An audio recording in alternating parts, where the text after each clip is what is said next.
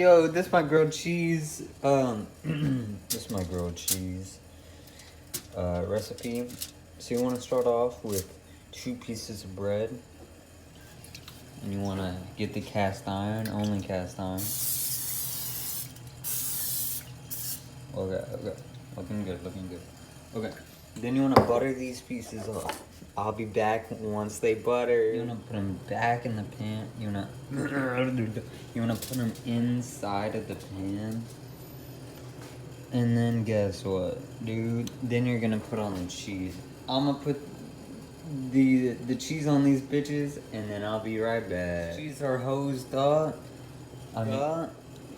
You ready to let it just sit there for a few minutes?